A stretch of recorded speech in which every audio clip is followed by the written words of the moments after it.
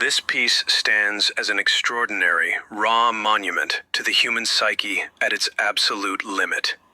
An intense existential journey across the terrain of self-immolation, profound spiritual bankruptcy, and the desperate, grasping reach toward divine grace.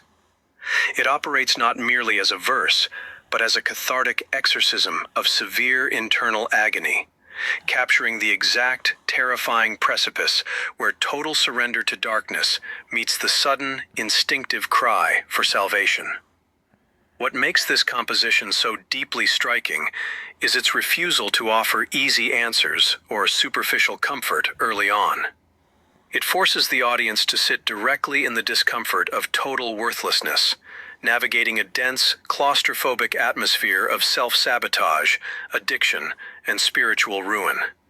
Yet, through this very immersion in darkness, the piece earns its eventual turn toward light, charting an epic trajectory of the soul that falls from a high cliff into a bottomless pit, crawls through mud and ash, and ultimately reaches a transcendent plea for restoration, purpose, and rich, fertile soil.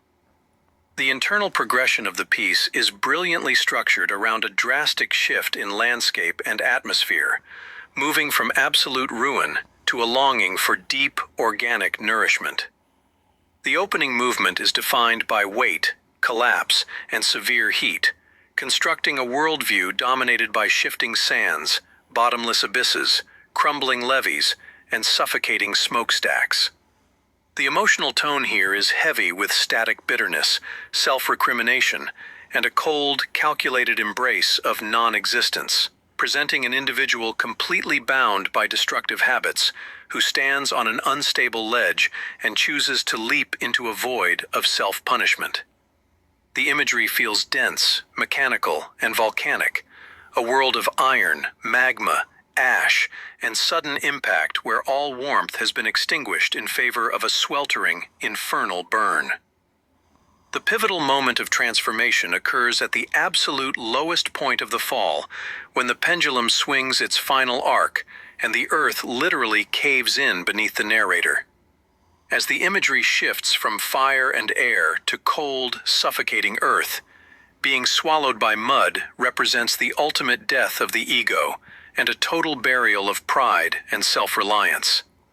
It is precisely from this place of absolute powerlessness, buried beneath the weight of one's own failures, that the tone radically shifts from bitter self-loathing to desperate, authentic prayer, allowing the barren, jagged cliffs and sulfurous pits to give way to a desperate hunger for rich soil, lush fruit, structural scaffolding, and abundant ground.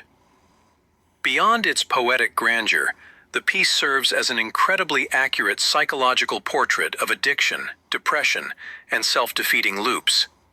It brilliantly captures the strange, paradoxical comfort that human beings sometimes find in their own ruin, exploring the psychological mechanism where feeling entirely devoid of value becomes a protective shield. If one claims to be worth nothing, then failure is expected, and disappointment is guaranteed. The writing delves deeply into the tragic routine of digging one's own grave, making excuses, and feeding upon toxic, destructive habits simply because the alternative, confronting one's potential and vulnerability, is far too terrifying.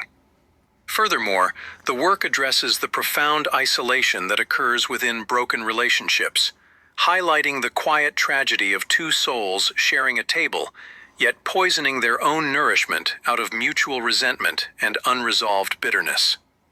It depicts how internal decay inevitably bleeds outward, souring trust and turning companionship into a shared descent. The linguistic style of this composition is wonderfully unique, possessing a thick, cadence-heavy rhythm that feels almost archaic yet intensely modern, blending apocalyptic religious rhetoric with gritty industrial surrealism.